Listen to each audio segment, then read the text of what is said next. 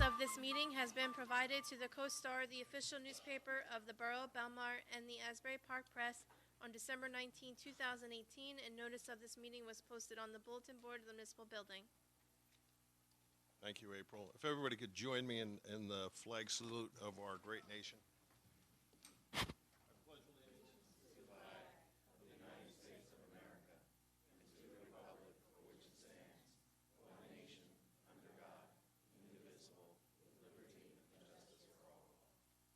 Everybody could just remain standing for a moment, just a moment of silence for our troops, their families, and all of our first responders. Thank you.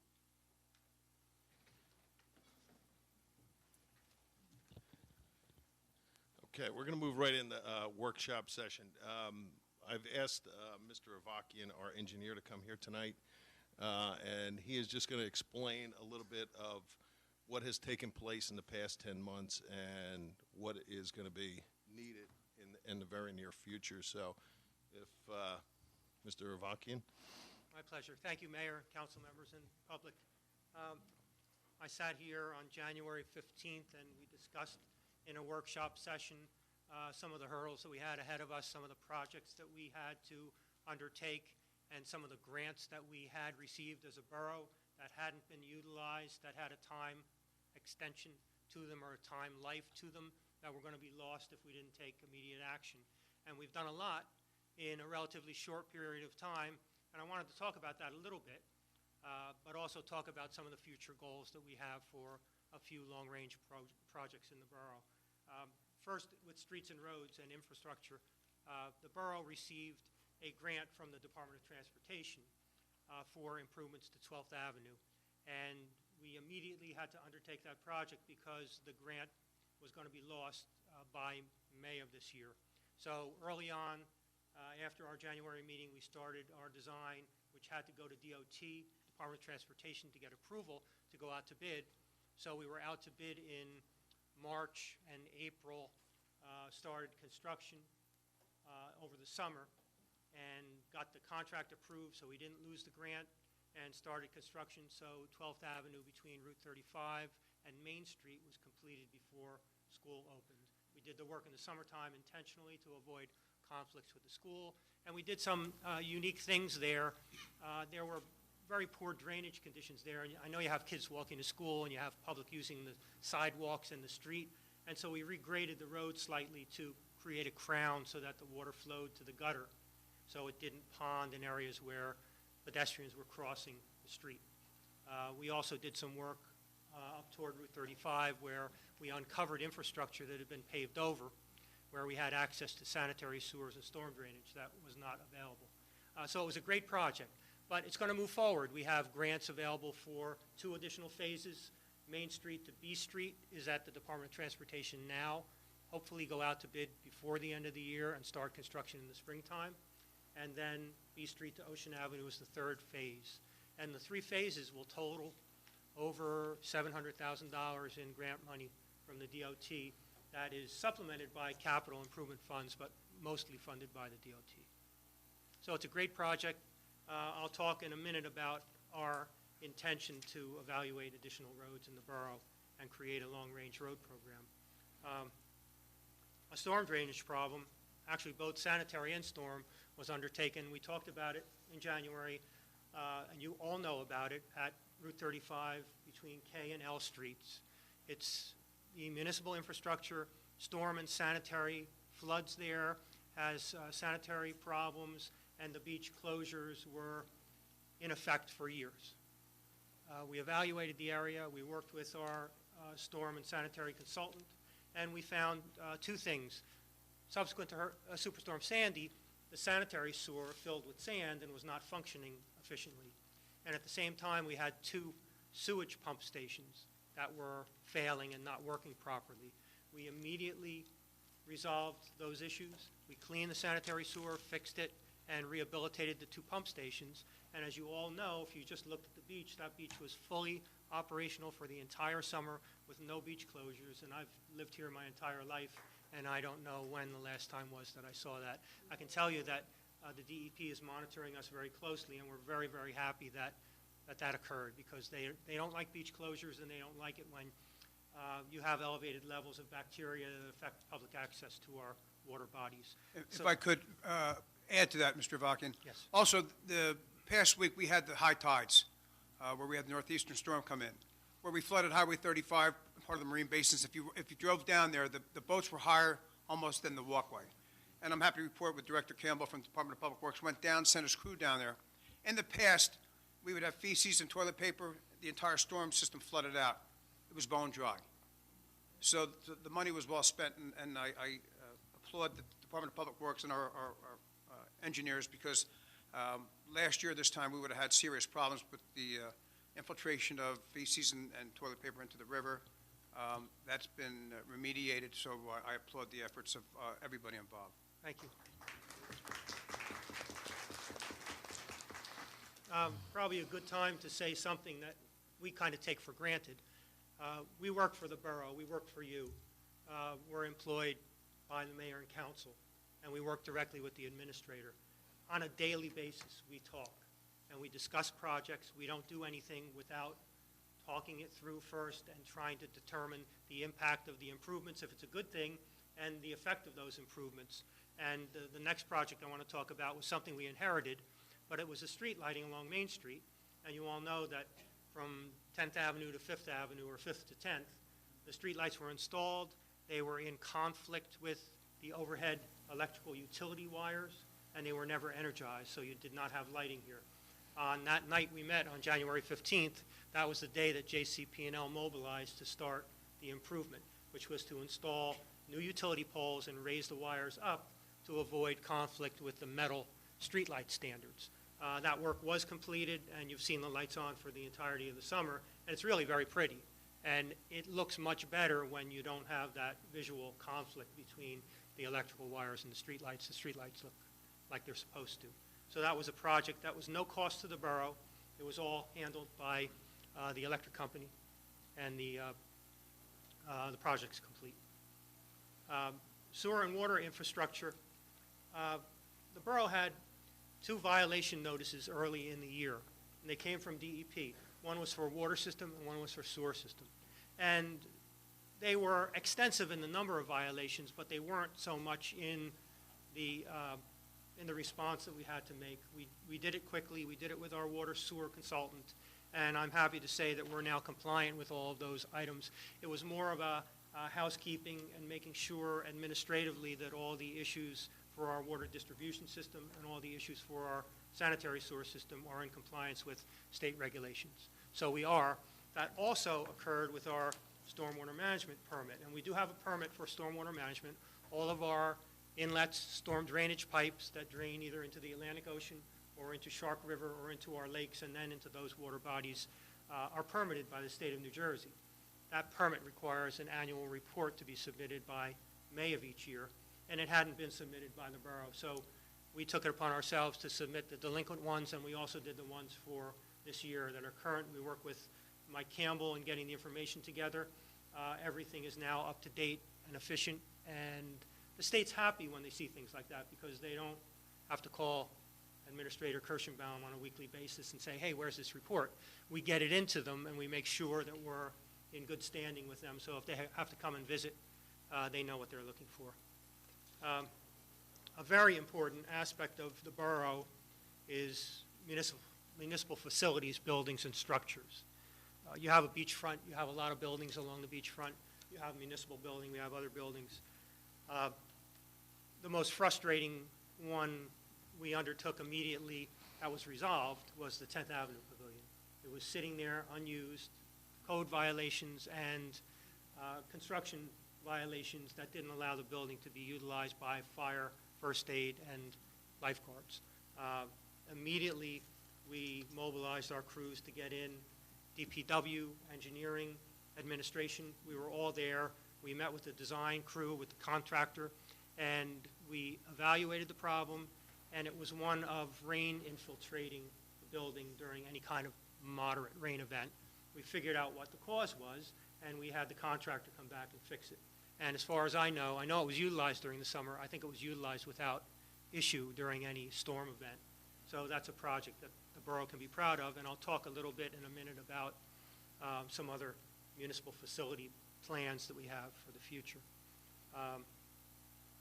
With regard to flood hazard mitigation, we undertook a project or a program that the borough's residents should know about. If anyone has flood insurance, there is a federal flood insurance program run through FEMA that's available to all of our residents. And what we did is we met with FEMA and we kept our community rating system program in place, which is a system that FEMA comes in, evaluates our efficiency in compliance with flood hazard regulations. It can be as simple as a flood elevation certificate for a residential home, or keeping all of our ordinances in places and make sure construction that's undertaken meets the federal guidelines. We were given a very high rating, and what that transfers to is it transfers to lower insurance premiums for our residents. So if you're in a flood hazard area, designated as such, or if you have flood insurance and you secure it through FEMA, Federal Emergency Management Authority, you will be able to utilize a lower premium rate because of the borough's compliance with this system. It took a lot of work, and mayor and administrator know because we all met with our planner and our floodplain manager and FEMA representatives. But it's in place, and the residents should know that it's there. That's a lot.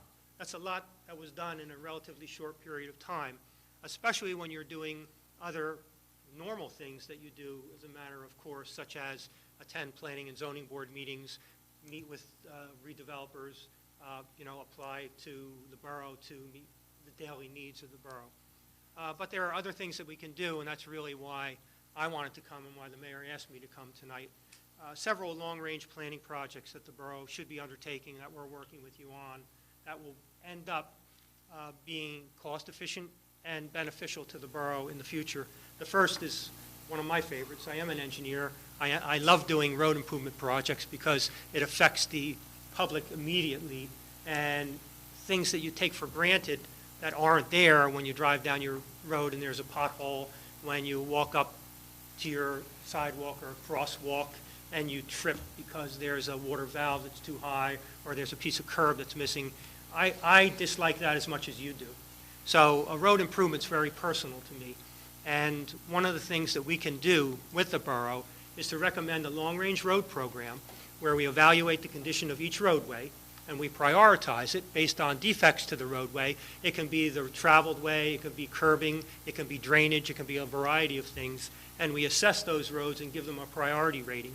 And then develop a cost analysis and a long-range plan to do a series of road improvements on an annual basis. It can be supplemented with what we use for the grant monies from the DOT, where we apply on an annual basis to get what they call Transportation Trust Fund monies, and it can be implemented with capital improvement funding.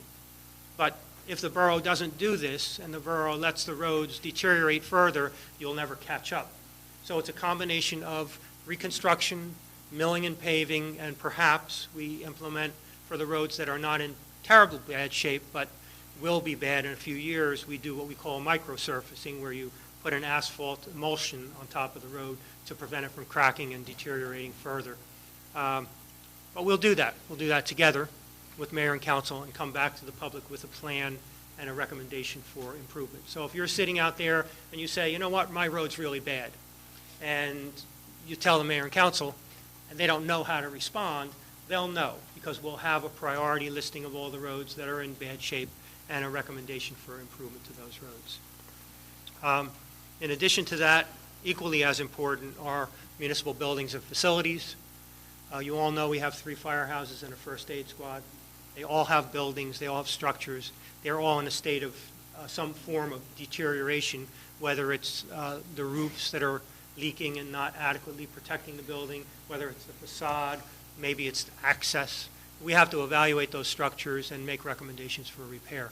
That's something that's been on our list that we just haven't had a chance to really address yet, but you don't want to go through another winter without addressing them and maybe taking care of the important aspects immediately, and then the long-range aspects as a plan could be put in place.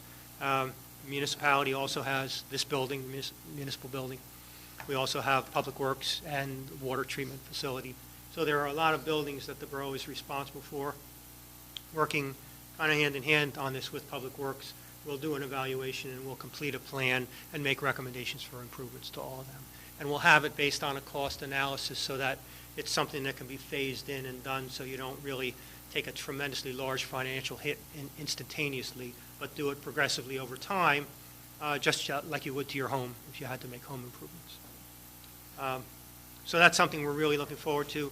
The other long-range plan has to do with storm drainage and sanitary sewer facilities. We kind of take them for granted. They're underground. You don't see them. Storm drainage is supposed to take the water away from your streets into the adjoining water bodies. Sometimes when it floods, it doesn't exactly do that efficiently, so we evaluate it. Sometimes the sanitary sewers work well, but you don't see the fact that when it rains a lot and the groundwater gets high, if that groundwater leaks into the sanitary sewer, we call it clean water going in. And if clean water goes into the sewer, that means it's going to SMRSA to be treated just like sewage is, and that means the borough's paying more money for that treatment. We have to stop that. And one way to stop it is implementing improvements, evaluating the infrastructure, looking at manholes, looking at storm drains, looking at interior videos to the sanitary sewers, and making improvements. And one of the ways we can work in a partnership with our residents is by education and telling you that if you have a sump pump in your basement and it pumps out into the street and goes to a storm drain, that's okay. If it goes into a storm drain directly and you don't see where it goes, that's okay. But if it goes into a sanitary sewer, you're pumping that water right to the treatment facility and the borough is paying for it. So if we have 100 residents doing that, it's a tremendous amount of volume of flow and it's a tremendous amount of money. So the educational process is to let everybody know that it's happening. If you know it's there, disconnect it. If we know it's there, implement a program to try to have you disconnect it and maybe connect it to a storm drainage system so it works more efficiently. So those three long-range projects won't happen overnight, but the road improvement project, we should all be aware of what the roads in the worst condition are and what our plan is to implement improvements. We should all know how we intend to treat our municipal facilities and keep them up to date and keep them ADA compliant and keep them workable, especially for our emergency facilities. And finally, sanitary and storm drainage long-range planning for those facilities as well. So that's where I'll leave you tonight. It was a lot, but it's something we look forward to working with you and the residents on. And again, it can be a program of interaction where we work with the residents and get input from the residents and use that to implement a long-range plan to everyone's benefit. Thank you, Mr. Avakian. Thank you. Any of the council will have questions? I have one question. First, Mr. Avakian, I want to congratulate you on this great work. Thank you. Really, Councilman. really great. I'm sure the community here feels the same way. It's really, really good. I just, when you mentioned about FEMA and the flood insurance rates, I mean, that was a topic that the Environmental Commission at their meeting last week had a great deal to talk about. Can you tell me what's the best community score you can get from FEMA as far as the rates? I think, it goes from 1 to 10. I don't Okay. think you can get a 1. I think there's a community in California that has a 2. I was talking to someone today about it. Okay. I don't know if there's anywhere in New Jersey that does because. So the lower the number, the better your The lower the number, the better. the better your rates. Okay. Usually you're at a 9 or 10 if you either don't participate or participate Right. at a poor level. I think we're at a 6 and we're staying at a 6. We're at 6. Did they make any suggestions, or you have any suggestions about what we could do to make that rate go? Yes, we even better? absolutely do. And it's a 5-year plan. They were pretty happy with how we presented things to them. But some of the things that we inherited that we recommend being more compliant with are how we address our flood hazard elevation certificates. So that's if a resident is in the flood hazard area and you have to do a flood elevation certificate to make an improvement to your house, there are certain standards that FEMA wants to see on that certificate to make sure you're in compliance, Oh, not okay. just get approval. So we can tighten some things up. We can Okay. provide additional information on our management and get a better number next time. Very That's good, what we're thank you. looking for. And we had August 8th, that's when we had our compliance, our 5-year compliance meeting. We adopted some policies and procedures that actually gave us more points than previous years. So we are on top of it. And we're hoping for I was trying to get it to a 5, but it's, Yeah. we're working toward those goals, but we know what we have to do and the suggestions that have to be made. We'll be happy to, we have a floodplain manager that worked with us on this, and she'll be happy to come to one of your meetings if you wanted to with the Environmental Commission. That would be talk great. about it, and maybe that gets the word out and people start, being more compliant. Excellent. Thanks. Thank you, sir. I have a question about that as well. Thank you very much for that report. But early on, after we were sworn in, we had a resident who seems to have extensive knowledge in this area come to some of our council meetings. She's a new member of the Environmental Commission. I believe her name is Krista Sperber.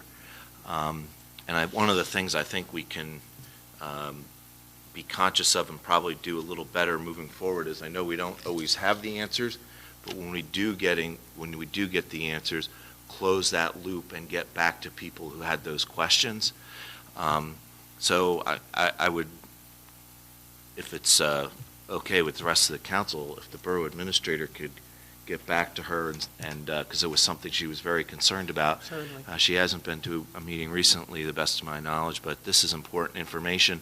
And what's even better about it is, we have a 5-year plan to improve rates further moving forward, which is something I remember when she was speaking in front of us was something that she was very interested about. So I think it would be important for us to close that loop with her. What I'd like to do is, we're waiting for our final grade coming in. It should be a month away.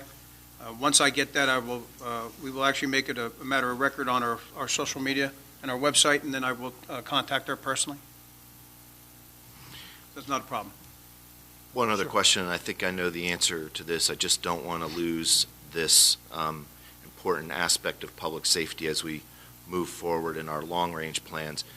You talked, Mr. Avakian, about buildings and facilities and the state of deterioration that they've been left in for years, and developing a plan with a cost analysis moving forward so we don't have impact to the taxpayers in repairing this infrastructure. And we need to make sure in that plan as part of it, even if it's an addendum to it, our public safety equipment such as our fire trucks and stuff, which we have 2 pumpers which are in desperate need to be replaced. So we should place those replacing those vehicles into our long-range plan as well. Oh, absolutely. Yep. Maybe we can do that at the same time. I think that's a good point. I really do. Yeah, At because the it's same all. time, we'll do an addendum of, for each facility of equipment and whatever the needs are that they have and moving forward. Yeah, that'd be great. And again, Okay. we would want to include our volunteers in that process as Yes. well. So there's buy-in and everybody's included in that process as it moves forward. One of the things I learned over the years is that you go a whole lot farther if you utilize the resources that you have available to you, whether it's the police or fire or first aid or public works departments, or you or the residents in developing a project and a way you address a project, so you all buy in and you all understand what the end result is going to be. So if they're all working with you, you're likely to get a better response when you're doing your design and doing our cost analysis and that. So be glad to do that. Anyone else? I just want to talk about the Lake Como outflow pipe for a second. Yes. So currently, we're in the process of getting the flapper valve replaced. Yes. Redesigned, manufactured, installed. There's what I believe a misconception out there that everybody thinks that the Lake Como outflow pipe is completely disabled. And I'd like you to possibly confirm and kind of put those misconceptions to rest. I've done this type of work before. I did the outfall at Rec Pond. We used a little different configuration there where we had an actual, it's called a knife gate or a sluice gate, where you actually lower it either electronically or by hand. It's not one that is dependent on the tide, because sometimes things can happen like happened here. So if that valve is not there, it still functions, and it still functions properly. It just can't effectively prevent the tide surge from coming back into the lake in a storm tide event. When the flapper valve is there and you have a surge of water from the ocean coming back in like we had last week, that flapper valve would stop that water from coming back into the lake and prevent the lake elevation from rising due to the ocean tide coming back in. So no, it's not something that compromises project in any way. It's just more efficient when it's functioning properly. And we do have, Mr. Campbell can discuss what we have to do if we have an impending storm or a tidal surge. If you can just let them know the procedure that we go through with DPW. Sure. There is a guillotine gate, a knife gate, in addition to the flapper valve. The flapper valve just stops us so we don't have to go out there and manually raise or lower the gate. So in a normal rainstorm or even a heavy rainstorm like we just had, we do go out there, we lower the gate, and then we monitor it during the storm. So we have to do it manually. When the flapper valve is there, we no longer have to do that. If there's a high tide coming in, it will stop us. No water from the high tide goes into the lake. Then when it's low tide, it will automatically go out because the gate has been lowered. So again, we can do it. The issue for concern would be if there is a surge, and I dare say Sandy-ish, where something would come up and stop us from getting to the guillotine gate or the knife gate, that's when you have a problem. So again, as long as the storms are manageable like they have been, we're okay. So, and again, we are in the process of getting it repaired. We've made a lot of headway with that through the engineers and negotiating with the companies through our attorneys and things like that. So again, we're in a better spot, much better spot than we were. And again, we do cover, I don't want anybody to think that because that's broken, a high tide or a rainstorm is going to put water onto the Lake Como area, streets around it, North Boulevard or anything. It's not true. We're able to handle that. Right now the lake is lowered. We have marks that we put it at pre-storm. We have a winter mark and we have a summer mark. And it's not just us. Spring Lake also monitors theirs through theirs. And we also have the backup where we can always go back to pumps if we had to because the pipes are still underground. So we do have a lot of tools at our disposal. But again, we're okay. It is working. We just have to monitor it. We have the water department, myself, and one other supervisor that go out. When there's a rain, we meet out there, we discuss a level, we set it, and we're good to go. So we're okay. We'll get there.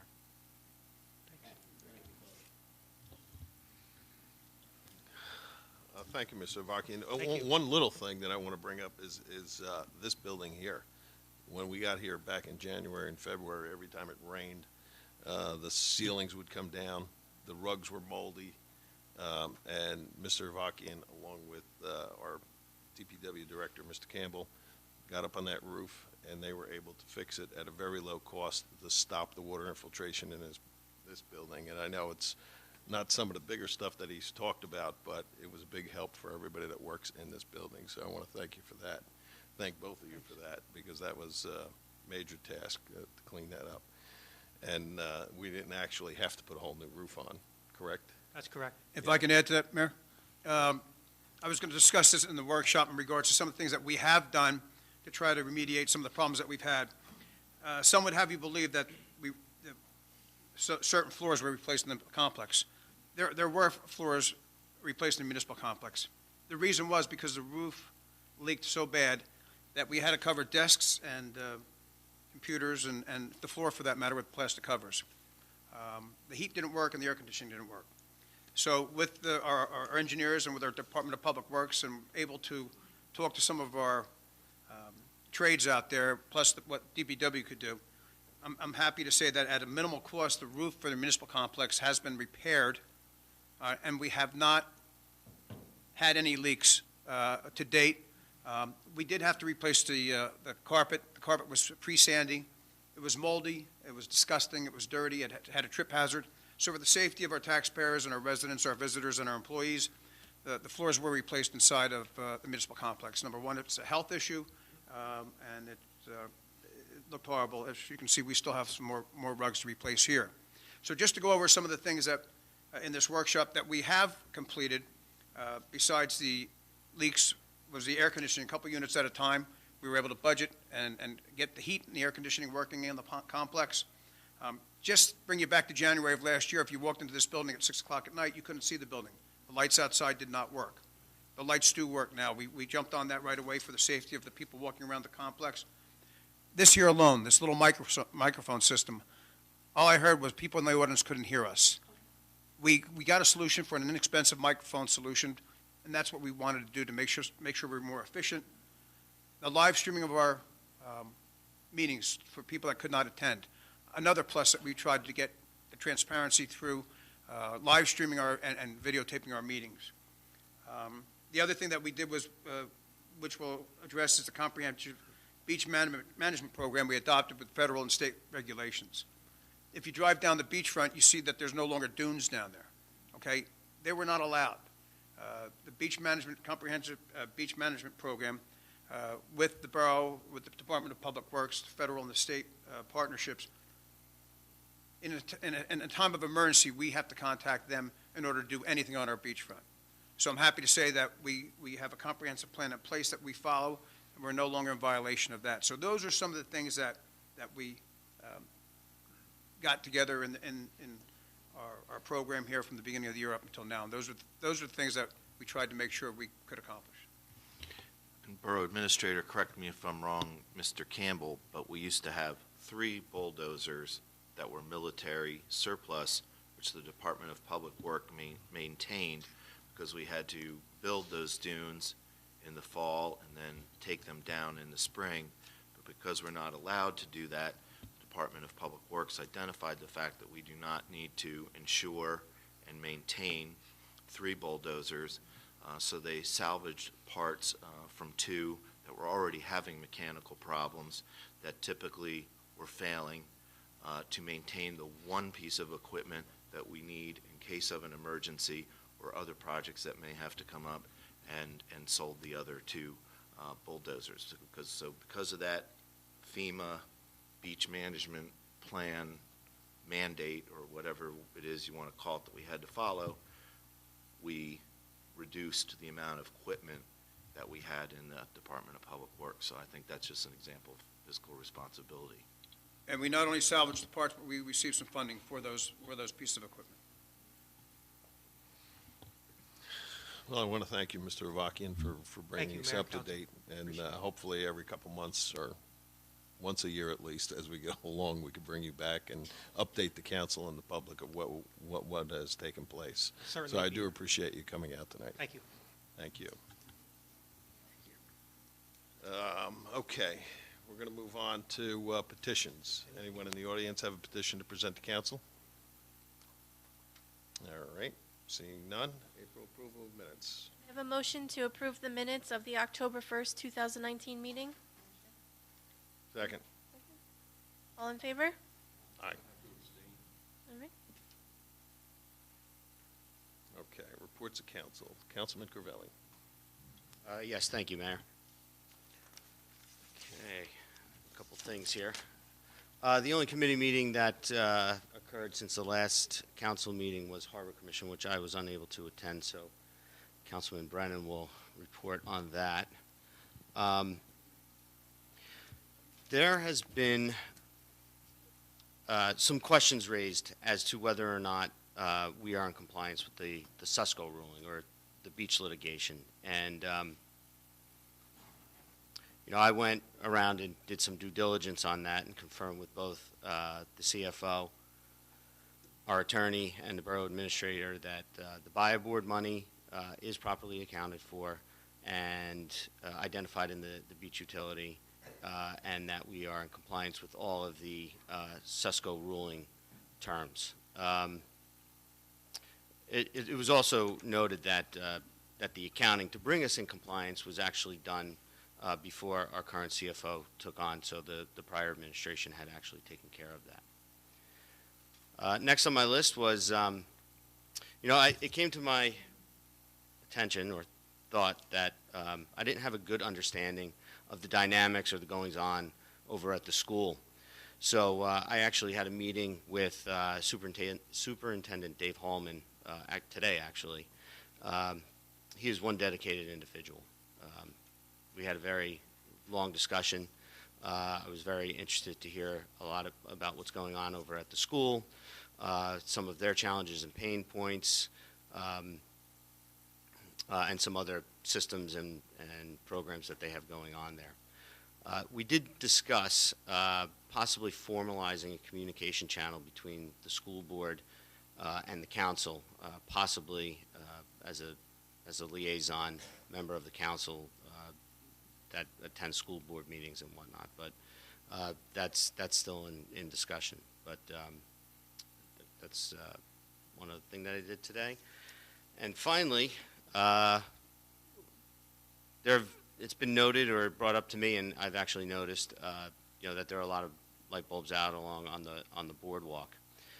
And I spoke with DPW Superintendent Mike Campbell, and we actually now have a lightsout@belmar.com email address, and we encourage everybody to, as soon as they see a light out, send an email in with the location, and it will be handled expeditiously.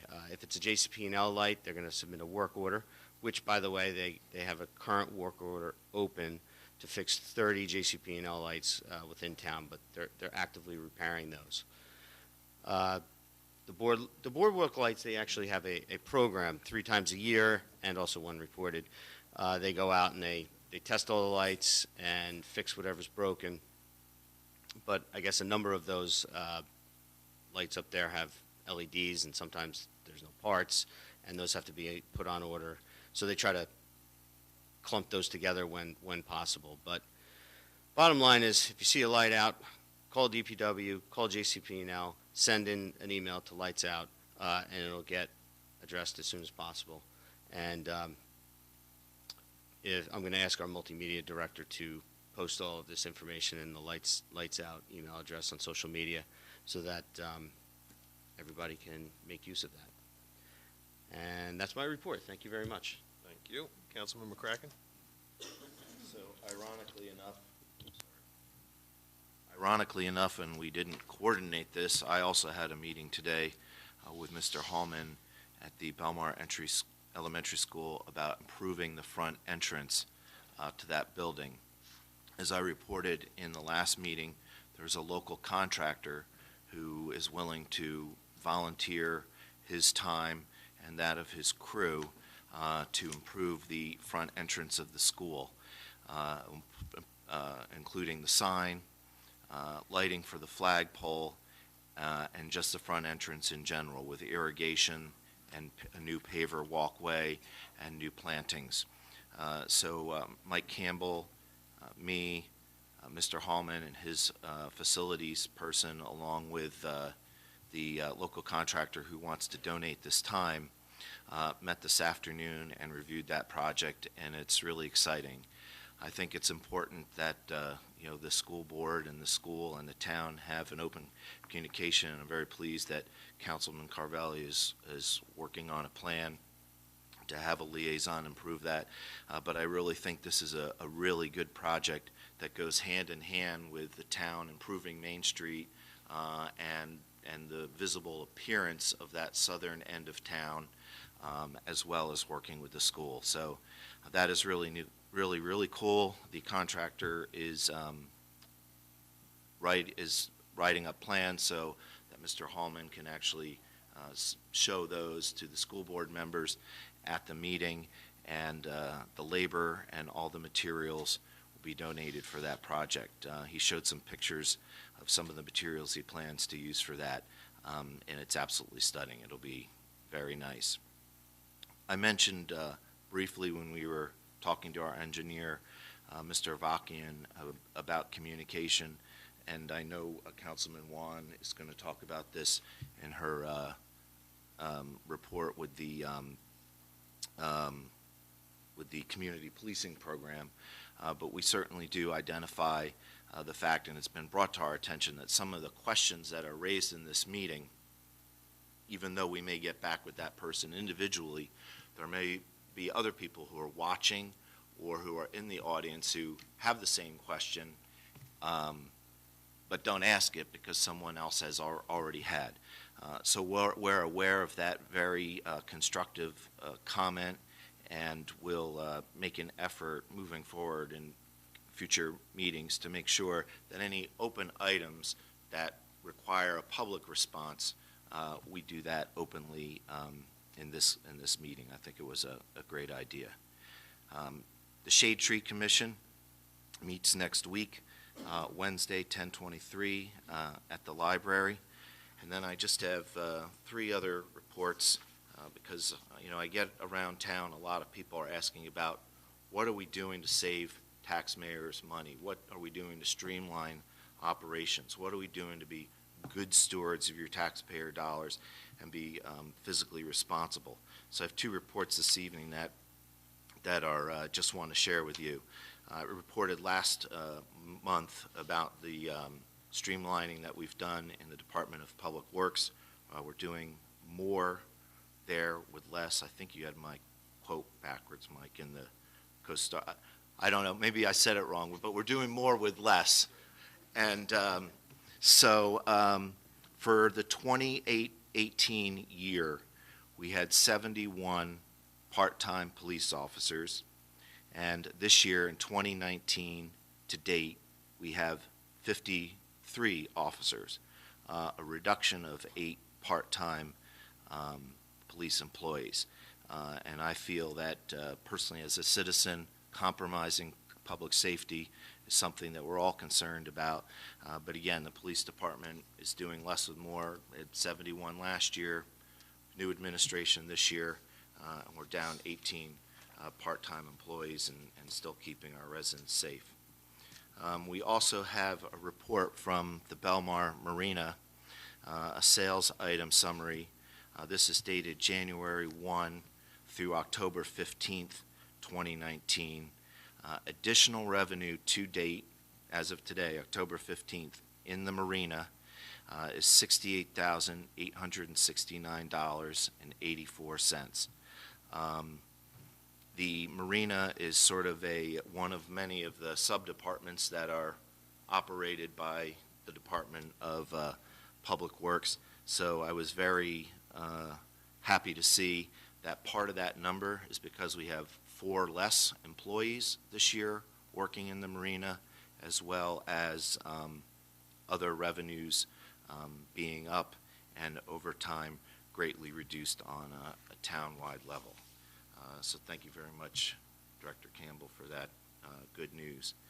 And the last thing I have, I guess I should maybe walk down and be a member of the public for public session, but this is my personal comment on the public session.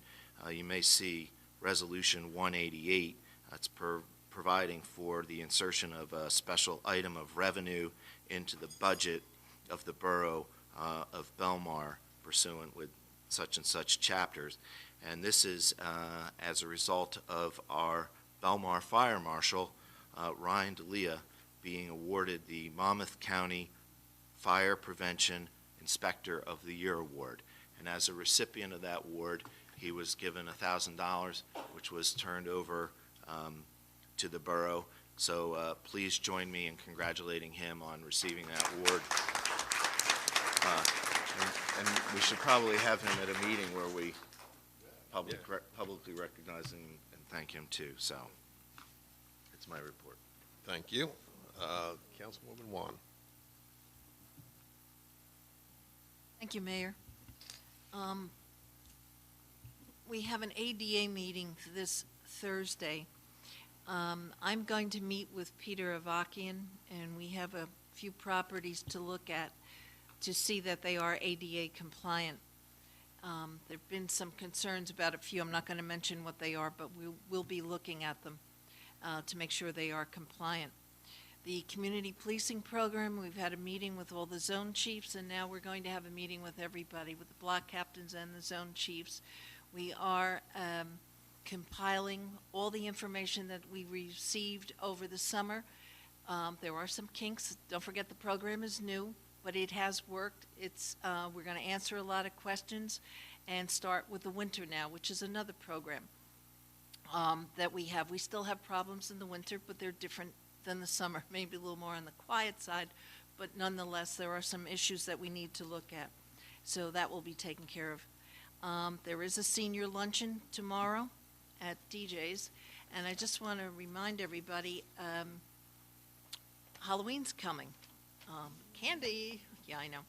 And I just remember that we have a Halloween parade and contest, and it's going to be on October 27th at the gym, and there will be a trunk and treat in Piano Plaza also for the kids, so that'll be fun for the children. It's always a great time of year.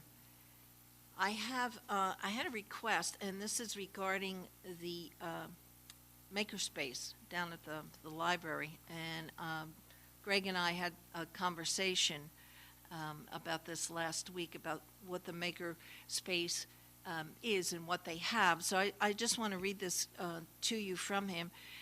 It's a little something about the makerspace in the fall program. They have from coding to sewing to audio and video editing and production. And there are lots of great programs to choose from on that. And whether you have a project for school or business, a passion or interest, simply a desire to learn new skills, the Makerspace gives you the equipment, space, and support you need to achieve it. While we were having this conversation, I had talked to Greg about this. For those of you who can't sew like me, I mean, I can barely get a straight line, and you can make valances for your porch. You know, they cost a couple $1,000s to put up a valance, but we have the Makerspace, we have the machine, and all you have to do is sew four lines and put a doweling in, and you have awnings on your porch, and you've saved yourself a ton of money, and you used our Makerspace. So please, think about it, take advantage of it. And I think that's all I have to report for now. Yes, thank you very much. Thank you. Council President Brennan. Welcome back. Thank you, Mr. Mayor. And, New Orleans. And, It's good to be back nice after to be all my retired. travels. Yes, nice to be retired. Although I am going to miss the Halloween parade, I'll tell you that. I'm probably not going to be here for that either. I did make it back to go to a couple meetings last week. I got to go to the Harbor Commission meeting on Tuesday night, and we did see those numbers. The marina has done better this year than it has in quite a while. We're still not full. We're not selling out all our slips, and in that being the case, we're not looking. The Harbor Commission is not going to recommend raising any rates or getting rid of any discounts. We offer discounts for, early payment. We offer discounts to Belmar residents. They're all going to stay there. But I can tell you, Chairman Lynch is like, he's really chomping at the teeth to figure out a way to get more money out of what we do with the marina, because that money goes right straight into our general fund. Unlike the beach, the money from the marina can be used basically for anything once we make it.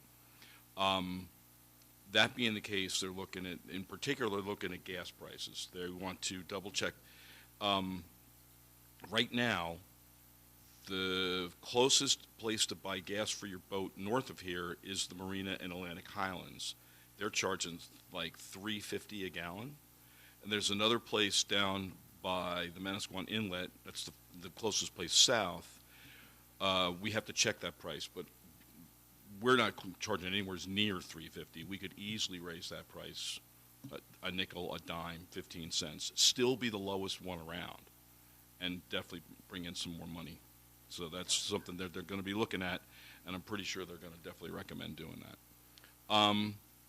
The Environmental Commission had a meeting last Thursday night, and it was a very, very special meeting. What they did was they invited all the environmental commissions from the surrounding shore towns to attend the meeting that was held at Taylor Pavilion. Usually their meetings are downstairs in the library. It was very well attended. There were over 20 people there, representatives from environmental commissions from Lake Como, Spring Lake Heights, Bradley, Neptune. There were people there from the Shark River Cleanup Coalition, and there was somebody from Manasquan there too. It was really good. What they did was they, rather than try to work out through a more complicated agenda, what we did was we watched the presentation that Krista Sperber held that was referred to before. She's the newest member of the Environmental Commission. She's also a member of the New Jersey Organizing Project, which is dealing with helping people who are still displaced from Sandy. There are still people that have that issue. And she's very, very well versed in flood insurance and what the possibilities are as far as rates and what the possibilities are, as far as sea level rise, which we definitely. It's the second time I've seen the presentation. It's just as thought-provoking, best way I can describe it, as the first time I saw it. I think it would be really good if we could meet with Mr. Avakian and his flood planner and see what we can do, because the main thing we want to try to do is get that score to be better so that our rates will go down, and explain to people what they can do as far as keeping their flood rates lower. One thing that I did learn that I'm not sure everybody knows, if you don't have flood insurance and you need to, because of a disaster, you need to get help from FEMA, FEMA will help you that time. But if you don't get flood insurance after that and you're flooded again, FEMA will not help you. That was eye-opening to me. So that's something to be considered. One of the attendees, Bob Dewar from Manasquan, brought in a pamphlet. He's working with something called Leave Only Your Footprints. They are basically kind of a nonprofit. They sell these stickers on different sizes for different things. Avon's doing it, Manasquan's doing it, several other towns are mentioned in the brochure. And basically the idea is you put these decals on stuff at the beach just to remind people, you know, pick up after yourself, really, basically, pick up after yourself. We could even put them on the ashtrays to make people realize they're not supposed to throw their butts on the ground. That would be really good, because that's the problem with cigarettes. That's why we banned them. It isn't because of the smoke, it's because of the litter. There was a great article in the Asbury Park Press just last week about recycling. And recycling is becoming an issue because, like many people, I assumed anything made of plastic, you threw it in the recycling bin and it went and got recycled, and that's not the case anymore, if it ever was. Just a couple of things here. We don't recycle plastic bags. When you have a bottle, take the cap off. Don't put the cap back on the bottle and throw it in, because, believe it or not, what it says is they're a hazard, because when they go to crush the bottles, the caps fly off and hit people in the eye. You can put your eye out with that. So don't do that. Several different things. Don't put shredded paper out. The main problem is with recycling. The main problem with the plastic recycling is third world countries, in particular China, they're just not taking our garbage anymore. They're not taking it, and I don't think they were ever really recycling it correctly anyway. So what's happened now is we have no place to put the plastic. You can recycle plastic number 1, plastic number 2. Look for the number on the plastic. It's usually on the bottom or someplace where you can find it. Number 1s have to be basically like bottle shape, drinkable form. Doesn't have to be like a narrow top like a water bottle or a soda bottle, but it has to be like a bottle form. And all the other plastics, the hard shells that you get your eggs in, we went to Jolion's, they got great sandwiches the other day, and the plastic clamshell, none of that is recyclable. It's got to go in the garbage. It kills me to do it, but you can't put it in because it's just going to cost us money. We're going to pay to take it over there, and then they're not going to use it. We're paying, by weight, so we don't want to do that.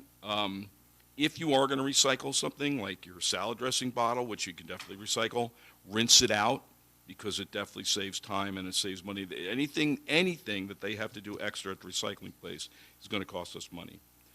And then one last thing, the Environmental Commission is working on getting a grant. We're looking at the Nature Conservancy right now to finish paying for plantings at the beach.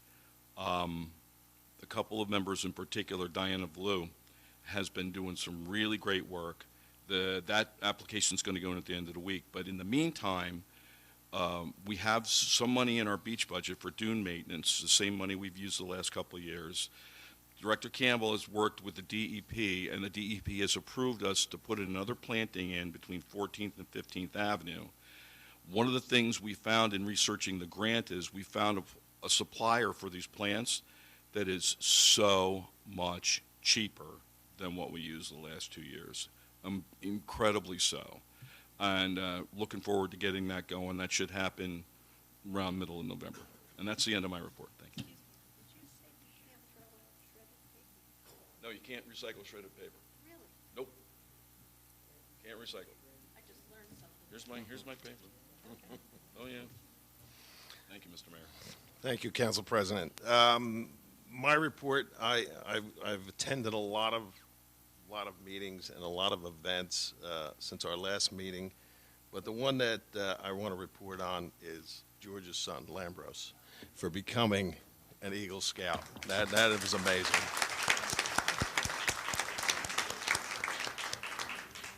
So, and he really deserves that because, it takes a lot of work to become an Eagle Scout, and to have one from our town is really special. So, congratulations, George and Lambros. The other thing I want to report on, I said that I'd come up with the numbers for the Mayor's Ball. After everything was paid through all the proceeds that come in, we made $22,000 for recreation. So, between our CFO, Mike Campbell, Barry Chouveau, they're going to go through what we need immediately as far as equipment for everybody, and they're going to take a look at and see how to spend that money. I don't get involved in that. That's what those guys do. So we'll look at some of the equipment that we need to upgrade and how we could use that money. But, yeah, I was happy with the I want to thank all our sponsors, and I want to thank everybody that attended because that's who made it happen. So thank you, everybody. We did all of, I think it was Councilman McCracken and Councilman Carvelli. We attended the 125th anniversary of Hook and Ladder. They had their party at the Shillelaghs the other night. So, and that was a great event, and I want to congratulate those guys for putting on a nice event. So that was good. Can't think of, you guys covered a lot of stuff tonight. So. Yeah, so that'll end my report. But the main thing was I wanted to, Lambros, a great job. So, all right, we're going to move on to public session on the consent items on our agenda. Yes, in the back.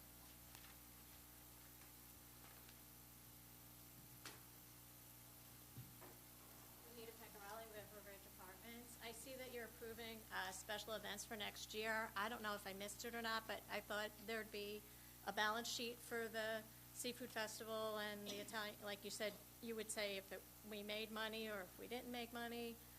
I know we reported on the Seafood Festival where we made $64,000. Okay, so I missed it. So we had that report. Did we complete one on San Gennaro yet? We have not.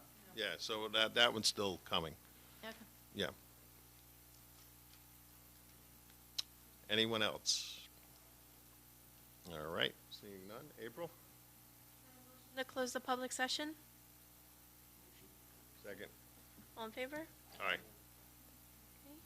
Can I have a motion to approve the resolutions as listed on the consent agenda? Councilwoman Juan? Councilman Brennan? Yes. Mayor Walsifer? Yes. Councilman McCracken? Yes. Councilman Carvelli? All right. We have no ordinances on, so public session. Anybody want to speak about anything, public? Yes.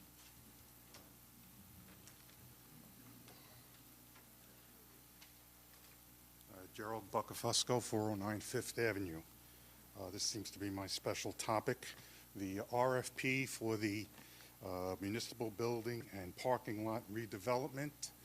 Within that document, there are 3 dates. There's a schedule of things that the developers have to meet. October 7th, the final proposals for responses were due. Did we get any responses? I believe we got 2, but they're under review they were sent to our attorney for review. Okay. Is that something that's a public record? Well, they will be. They're not yet. They will be. Okay. When would they be a public record? Okay. Okay. Well, that leads me to my next question. October 17th to the 20th, it says interviews and presentations will be made. So is that? Put off because they still have to finalize the review. Okay. So then, in other words, the November 1st borough proposal selection and redeveloper designation, I assume that's going to be put off too?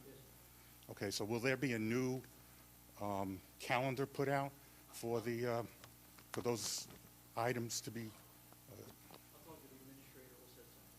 Yeah, can we post that on the website so everybody will know? I don't think the RFP is posted as of yet either. Okay. It's what? The actual, the RFP itself. But they were posted in the newspaper. The RFP is posted in the, not the proposals, the request. Yeah, the request for proposal. No, I think I had asked once before. Yes, the reason why that's not posted on our website is just like for the reason why we don't post bids is because if we have to make an amendment to it, we need to know who has obtained a copy of it so they can all be notified of the amendment, which is why the notice says they have to contact the office to obtain a copy. That way we have a record of who received it. So if there are changes or amendments, we can notify everybody, so it's a fair process. And we couldn't do that by having a request for proposal, and then when it gets amended, post another one and say amended? But there's no guarantee that they'll see it. Well, no, you're responding to them, directly. If I'm a developer and there's an amendment, you're sending me the amended copy. Right, no, that's what we do, but we don't post it on the website because we would have no idea of who downloaded it off the website. So we wouldn't be able to notify those people. Well, that doesn't make sense to me, though. Wait, I think what she's saying You know is, what I'm saying? if It we doesn't post make sense. something, right, and somebody downloads it, Right. and then it gets updated and reposted, there's no way for us to know if all Well, the that's- people that That's the same way, downloaded. though, if I walk into the building and I get a copy of it, right, on day one, right, and then I Sign post for it, then I take it. But and then you post a provided your new one. information to get it. But we'll have your information that you received one either physically or by email, and then we could notify you when there's an addendum. Well, can I request one through Oprah when it gets amended? Can I request a RFP, an amended one, if and when it gets amended? After I do the review, then we're going to have interviews, not open session, interviews. No, I'm saying I got the original RFP through an Oprah request. Right, well, then Right. you would have been notified if there was an amendment. So there was So- no amendments to it. There has been no But amendments. this will be an amendment, won't it? The change of the date? Change of the date, yeah. All right, but we will certainly make public when the dates are. Okay, and you don't know what form that will take? Is it going to just be something that will be posted on the website, or will it be, Sir, I'm going to speak with the administrator, and we're going to set the dates. I don't know personally how April, or clerk's office handles that, but it'll be handled as it always is. Okay. Transparency and everyone. okay, other than that, no further questions. Thank you. Anyone else? Yes, Linda. Linda Sharkus, 400 Fourth. As we talk about doing road repairs and improvements, I think it's important, might be important to notify people if their street is going to be one of them that's improved. So if they haven't made sewer or water improvements, they may seize the opportunity before the new surface is put down on the street, because a lot of us, well, I just had mine changed out, but a number of people still have the old sewer and water system. Well, that's one of the things the engineers will look at with DPW and the Water Department before we do those things. I mean, that all the water sewer systems have to be looked at, because once you do the pavement, you don't want to tear it back up. So I think in most cases, like 12th Avenue, they did a lot of sewer work before that was paved over there. And the engineers really took a good look at that. Correct, Mike? Yes, when we do have a road, for instance, 13th was the last long one we did. We do go house to house with notifications telling people 4 months out, 6 months out, if you're going to plan anything, we are putting moratorium on any of the opening of the roads. So do it now, or do it in conjunction with our road openings as we come by, so you can save a little bit of money if it's already open. But that is done as a routine. We Okay. don't want any surprises, and your surprise would be our surprise, because once we put down the pavement, we don't want anybody obviously opening it up and making more potholes after we've done all that. So Yeah, again, that's- that is absolutely something that's done with every road opening. And it was Okay. 12th, in the areas that were done, we went house to house. Everybody was notified it was coming up, getting closer, getting closer. If you're doing anything, no. All bids by, okay, and now we're good. Okay, thank you, that would be great.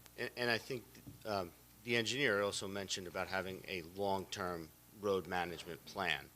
So as part of that, we would kind of, He did not mention noticing the neighbors, and that's, you know, it's a long-term planning Yep. process for them because the cost is so Sure. significant.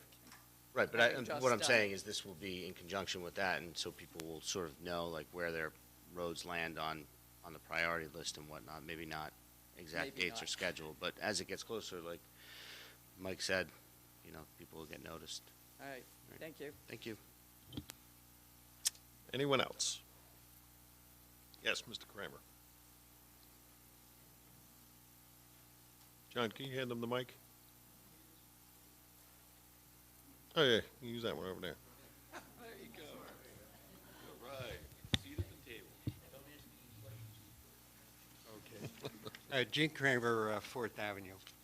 I just wanted to comment. I guess it was tap into email, and it gave a web address, and I downloaded the 2019 Annual Water Quality Report of Borough of Belmar Water Department. Okay? This is all good news, by the way. Apparently, we had no exceedances of contaminants for another year. I note that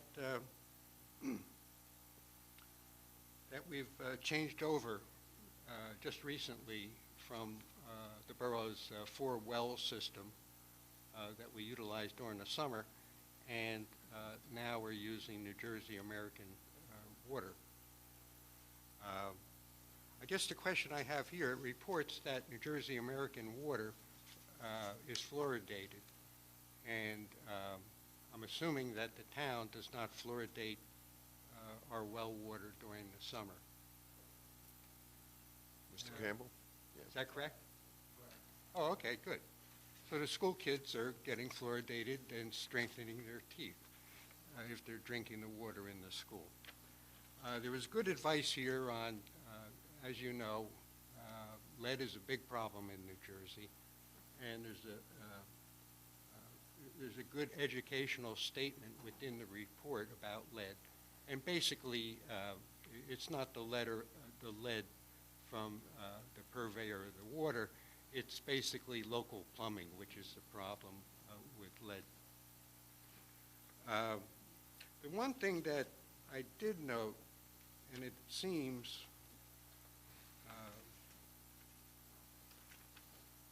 of the contaminants, that sodium, and it's a secondary contaminant, you just won't drink water if it has too much salt in it, and we take in enough salt with the food that we eat. But there's a recommended upper limit, and it appears that we're getting very close to that. 50 is the recommended upper limit, and we had a range here up to 48.6. So 50 is the recommended upper limit, and we're coming very close to that now. And I'm assuming that the source of that is, of course, we're right next to the Atlantic Ocean. And this problem of saltwater infiltration, I know it's a big problem down in Cape May and more in South Jersey communities, but they're having saltwater infiltration into their aquifers. I guess what my question is with respect to reliability is our agreement with New Jersey American Water Company, if we had to shut down our wells in town here, would they be able to supply us sufficient water? That's really... The answer is yes, and the timing is immediately. They could? If we have a problem in the summer, something happened with one of our wells or one of our systems, they would be on immediately. We have alarms with American Water. They monitor our water all summer also, even though we're on our own. And if we had a problem, they would immediately switch over to American Water and start our billing that way. Okay. Have they indicated any, what do they call it? Take or pay contracts? Do we have to take so much water from them every year? Is there a limitation on that? You mean to turn it on additionally, or for just, is that why we switch over? Yeah, I'm not familiar with the contract that we have with New Jersey American, but do they maintain that if we had a need for additional water, that they certainly could supply it? They certainly can supply it, and the billing of it would be over my head. I don't do the billing for American Water.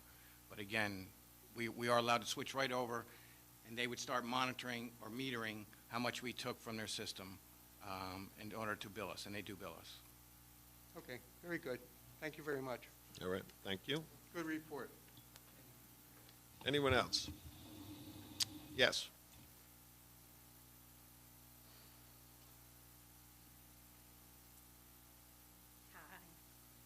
I'm Maria Rondinaro, 1246 Pine Tree Way.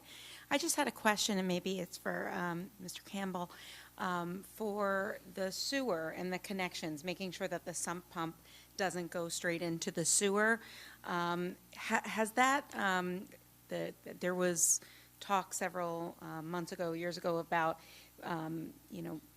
actually we had the education that people were going to have their smoke come out. Did that actually end up happening? Did we do that? Did that program start, or is that program going to start? We were going to take down in the K Street area to find out what that was. In lieu of that, we cameraed and we dye tested. The problem with the smoke testing, again, we're willing to do it on a larger basis when we get to it, but the smoke scares people, and you have to have firemen outside and everything else, because all of a sudden, if your house was hooked up to our sewer and you were automatically just pouring it out, when we smoke tested, the smoke's going to fill your house. So that's why we would try and use a colored smoke, whatever it was, so you don't get too. But again, it's a last resort to try and, and find out who's hooked in. We can do it with cameraing, and you see who's got an extra line coming in, and you can do it with dye testing. So we're trying to go the less severe route. But again, in the future, if we have to do it, we certainly shall. It's something we work out with our county best, Ryan DeLay. He would be with us with the fire departments. And we had a plan going through with the county and the state being there. So we were ready to do it, but we did have good news and good breaks on the K Street line. So right now we did not have to follow through with that more harsh way to find things out. Excellent. And then I guess the only thing I'd say is that if something does happen needing education, that perhaps we could do with the community policing, having the block captains, let people know on the block, just so in case somebody, which John does a fantastic job, but in case someone isn't watching or going to our website, that they actually have direct education on what's happening. Okay, thank you. Thank you. Yes, Jim.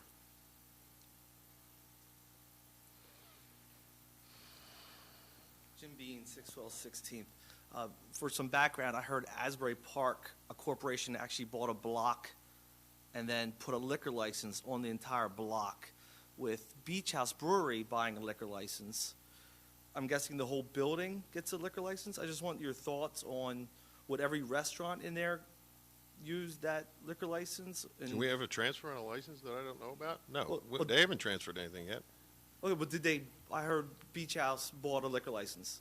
They're in the process Process. of buying Jack's Tavern, but they haven't asked for a transfer to license If they would the entire building get the liquor license with the restaurants, or just the brewery would ever be able to use it? Well, we'd have to take a look at it, but it would be in their part of their application. Yeah. You could limit it to wherever you needed to limit it to if they're going to do that, but they haven't come to us yet with that. Okay, but it's up to the town to limit. Or Yeah, just like you put restrictions on their license, just like every license that you have. I was That they just have worried- a square footage area that they could serve it. Yeah, Asbury allowed it. I was just kind of worried here that, if it's allowed once, then they just start getting bigger and bigger bars, adding on more and more. That's all. Thank you. Wait, Jim, are you worried about that, or was your question legitimate about how it works? Because I would think with 3 years being on the council, you would know the answer to that. Well, actually, it's the structure is what I always thought it was, the property that they're on. The application that submitted, the application that be submitted, I guess, includes like a footprint of what's going to be covered. Right. So we'll know it at the time. And so my question was, if they put the footprint at the entire building of the brewery, we need the restaurants as well. They're legally allowed to do that, and then any restaurant that Well, came it's in would just have a like, liquor you know, that license. if somebody wants to have outside dining, they have to come back to this governing body to allow them to have liquor outside on their outside dining part. They just can't do it. It's the same thing with every liquor establishment. You can't just say, hey, listen, I own a 10,000 square foot building because I own the whole building. That's where I want to have liquor. No, it's up to the governing body. We control that. Sure. Sure. Okay. I that's think all. what you're asking is, if Beach House Brewery moves the liquor license to the current location, will the council grant them an extension of premise for the rest of the units in that building? Well, I don't expect you guys, I mean, there's a lot more involved. I just wanted to make a point that Asbury Park actually did a whole entire. Asbury Park's a whole different animal. They do I whatever they want agree. over there. And I just wanted to point out that, They got a tunnel. you know, something to look at and to think about, that I didn't want all of Belmar to become one big, just like Asbury did. That's all I was saying. Yeah. Okay. Okay, Thank you. Thank you. Anyone else? Okay, seeing none, April? Make that motion. All right, hopefully the Yankee game's still on. Thank you all for coming out tonight.